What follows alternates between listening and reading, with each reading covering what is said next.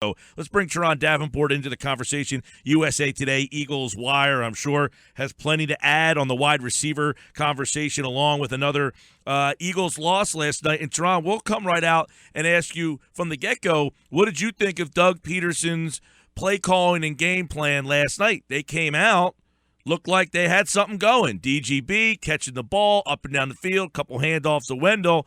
And after that, those two guys seem to disappear from the game plan. And, we wonder what your take was on, first, the offensive game plan last night. Yeah, I had an issue with getting away from the run. I thought that Wendell Smallwood was running the ball well. He's he's one of those running backs that as he gets into the flow of the game, he gets better. And you saw it where he had back-to-back carries, and he was just kind of banging the inside. They were running the stretch plays with him, and it was there. Then they got away from it and started passing the ball. I understand that they only had 6 or 7 possessions in the second half, but that's still no excuse to not run the ball. I think one way that you could extend the time of possession is running the football effectively. Smallwood averaged 4.1 per carry. Hey, I'm not a mathematician, but 4 times 3 is 12. You need 10 yards to get a first down. Let's do it that way. But at the same time, you look at just that receiving core. Green Beckham was working that middle of the field like he normally does. He caught the ball really well in traffic, and he was able to break a couple tackles, and he was playing like a man on a mission. And those are the type of things you have to continue to feed that. You get a guy that has the hot hand, and we've heard them talk about using the hot hand and riding that hot hand in the past, and they just didn't do it on 2 occasions where they had Green Beckham as well as Wendell Smallwood. So it was unfortunate for the Eagles' sake that they got away from the pass, or rather away from the run, and it's something they really have to find that balance on offense. It's not going to work otherwise. Hey, Turron, how much of the scripted aspect of it comes into it when you're talking about those first drives? Because we've seen it outside of Philadelphia. You saw it in Green Bay going against the Eagles. I mean, they were lights out on their first drive. When you're getting prepared, when you script that first grouping of plays, then when things sort of go fly by the seat of your pants, it's much more difficult. And I think if you look at the trends, we all look at it. You mentioned being a mathematician. One of my concerns is Wendell's touches, generally when he's on the football field and he touches it, he's going to run the football. So if you sort of extrapolate that out to 25 or so carries, isn't that production going to come back a little bit? Well, yeah, and a part of that script that you do on the first, that's one of the things that Bill Walsh used to do. He would script the first 15 plays, and that script was really just based off of what you saw from that defense.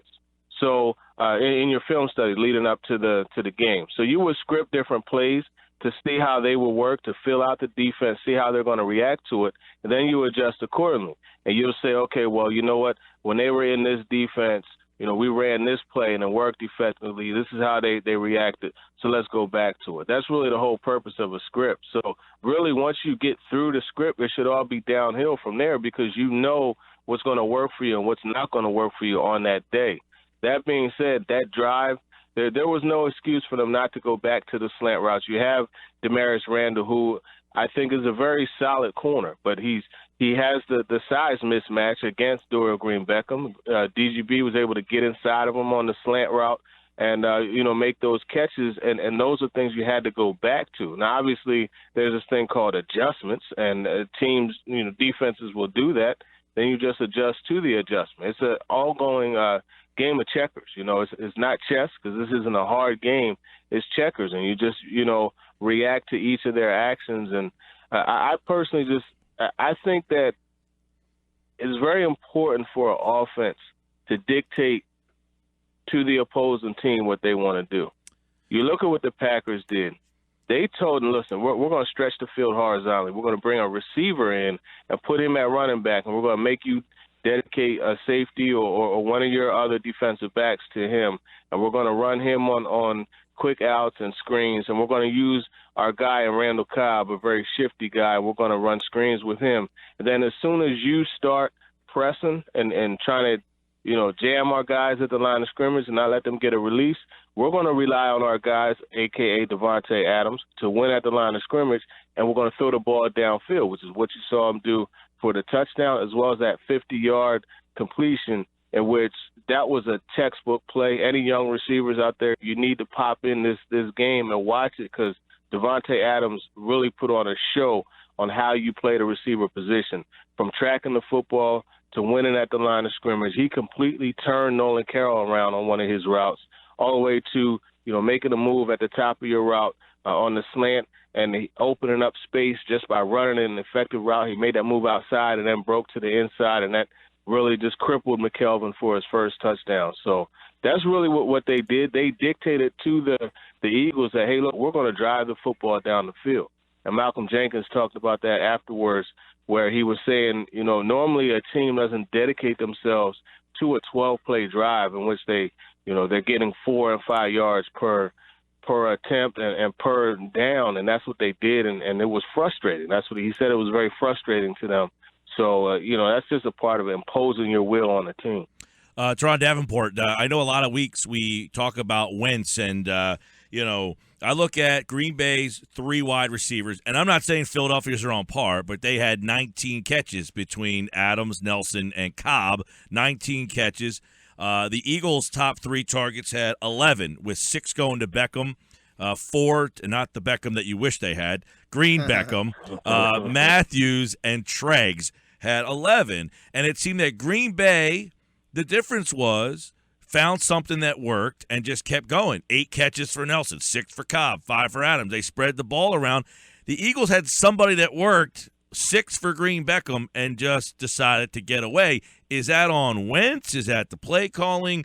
Is that just, look, they don't have the wide receivers for Green Bay, so this conversation's mute? I think it's a combination of all those. I mean, let's face it, Jordy Nelson, Davante Adams, and Randall Cobb, these are 3 very good receivers. But at the same time, I think one thing that has gone underrated and kind of under the radar is the ball placement from Aaron Rodgers. You look at some of those throws. Look at where he put that ball on Davante Adams' first touchdown. That thing was right between the 1 and 7. He had no choice but to catch it. Actually, Davante Adams. If you put it between the 1 and the 7 on the Eagles receiver, would he catch it? I think they have would, a choice, actually. Turron. I think he would. But at the same time, you look at the other catch that he had, his second touchdown. I mean, that throw to be able to fit the ball into that window. And Adams said it. Nolan Carroll said Adams told him after the play, like, man, that just fell into my lap. And he admitted that it wasn't, a play that it just was 100% on him. It just fell into his lap because it was that good of a throw. So I say all that to say ball placement. That is something that is key when you're calling a quarterback an elite guy. That's what allows the quarterback to make his players better. Ball placement, a la throwing the ball behind Bryce Treggs on that slant route. You can't do that. A la sailing the ball over Zach Ertz when he was open on that deep crosser post type of pattern, which ended up being an interception. Listen, I like Wentz. I think he's a very good quarterback. He's going to be good, but he really has to get these accuracy issues in order, and he has to throw his guys open. He has to see the play where it's going to go before he throws it and before the receiver makes the route. Throw it to a spot and allow the receiver to go get it. That's what you saw with Aaron Rodgers last night. Turron, going back to Doug Pederson, I'm curious because he said today in his press conference, I'm constantly monitoring run-pass ratio. I have help in the box and keeping track of that. But last night, if you take the 4 scrambles from Wentz out of the equation, they were 76% pass versus 24% run. And I'm wondering then when you factor into the challenge for 2 yards that he threw, that then eliminated any more challenges the rest of the game. Is Doug Pederson, in your mind, taking on too much? Does he need to focus more on trying to make the decisions in the game that coaches are supposed to do and not deal with calling plays at this point? Just kind of evaluate where he's at this point. Yeah, I think he needs to give up some of those play calling assignments to Frank Reich and allow Reich, an experienced play caller, to have his input. I'm not sure exactly how that whole relay goes. There were a few different patterns that they tried during the preseason, but I think it's time for him to get other guys involved. I think, a guy like a Deuce Staley has to go to him and say, hey, coach, listen, let's not forget to run the football. And if Deuce is not doing that, then, shame on Deuce. But I think they really have to focus. And I understand they have quality control people that are telling them, what the run-pass ratio is. But they have to find that balance because, John, you've heard Coach Schwartz. Jim Schwartz has said it before. Hey, listen, we want to go in and make this team one-dimensional. Well, when teams are facing the Eagles, they're making themselves one-dimensional. So they're doing it for the defense. So you have to find that balance. And I understand the score might have got away from them a little bit, but they were still within striking distance. And you just have to have that commitment to the run, make a defense be honest against the run. And that's my big issue with Doug Pederson is, he's getting away from the running game, and you can't do that. And I think having an outside influence, a guy, again, like Deuce and Frank Reich to reinforce the need to run the football, I think it would help. So, yeah, I think it's time to relinquish some of the duty and just, let the coaching staff that you built around you enhance you further. Turron Davenport, USA Today's Eagles Wire, talking with us on the Sports Bash. Turron, let's shift sides of the football. I'm a little surprised how much criticism Jim Schwartz is getting today because you mentioned the ball placement from Aaron Rodgers, and it was vintage Rodgers last night. It was off the charts. And when he's got that kind of accuracy, it's really difficult to stop. And you talk about that back shoulder fade. That, to me, is indefensible. I thought the defensive line played well as a whole. The cornerback struggled, and that's the weakness on this defense. As a whole, how did you grade the Philadelphia defense? Well, they were getting near Aaron Rodgers, but they couldn't get him down. I think it was only 2 hits they had on him.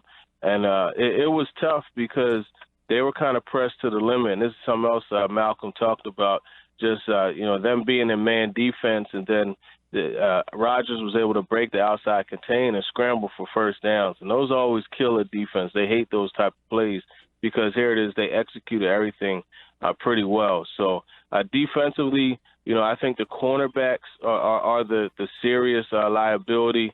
That second touchdown, there's nothing you could do. That just was a pass where Rodgers could have just walked up to Adams and handed the ball to him, and it may not have been placed as well. So sometimes, you're just going to have someone make a play that's just outstanding like that, and that's what you had on there.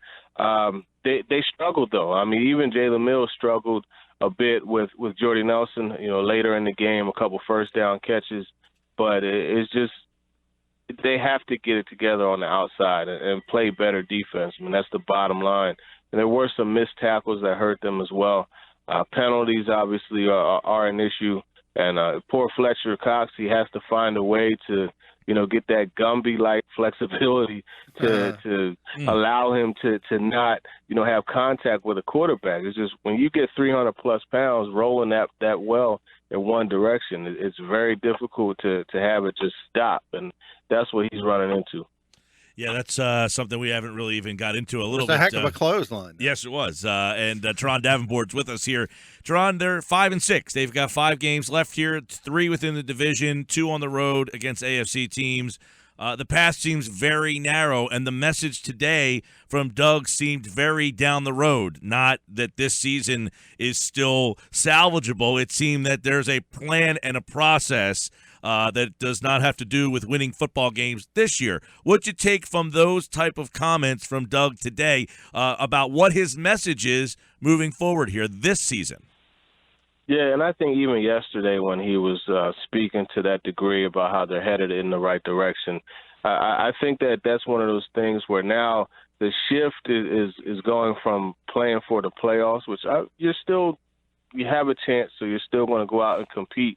But now it's not, okay, let's go out and win this for playoff sake. It's now pride. And obviously every week, pride is on the line. I mean, you put in so much work just to play for 2 hours. And I don't think there's a sport that you practice more than you play as much as football. So every week that you go out there, pride is on the line. But I think it's even more on the line these last games. And I think it's one of those things where, okay, these guys have to put some legitimate film on, legitimate play on tape and not only for their spot here, or it could be for a spot someplace else. So it's 100%, looking more down the future, but still having an eye on the present and the playoffs. So it could be a double bonus for them. The guys might be able to step up a little bit more with the focus on just personal pride and collectively find a way to win some games. You got 3 more home games, so you have this Bengals game on the road. They're banged up. That's a very winnable game. December 18th in Baltimore would be a difficult one, but this is a team that typically plays better at home. So the Giants, Redskins, and Cowboys, those could be opportunities for them to, really, if they're not going to make the playoffs, they could do their best to be a spoiler and knock one of their divisional rivals out of the playoffs. Turron, when you look at this team and Nelson Aguilar, just let's examine him for a little bit. Can you break down how the Eagles handled that, and do you think it was the right way to go about it? No. Should he No. have been on the sidelines last night? No, I don't think it was the right way whatsoever, because just going into the game, you had a Packers secondary that was 28th in the league in passing yards, and take that stat for what you want. But when you look at opportunities, this was an opportunity for Nelson to get back on track. Now, what would have happened if Paul Turner had an outstanding game? What would happen to Nelson's psyche then? What would happen to the whole way that fans look at Nelson Aguilar then? And those are the things you have to look at. It was a prime opportunity for them to get that passing game going. They couldn't get it going, obviously, as you saw, but I really don't think that Aguilar should have been deactivated, and it ended up biting them when Jordan Matthews went out.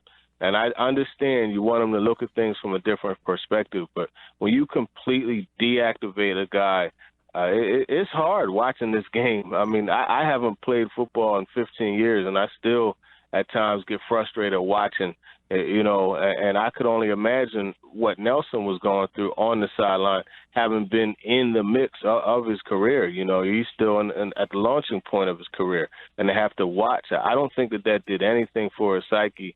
And, I guess we'll see what happens going forward. But me personally, I would not have benched him. I would have put him in the mix and allowed him to do some things offensively and get him involved.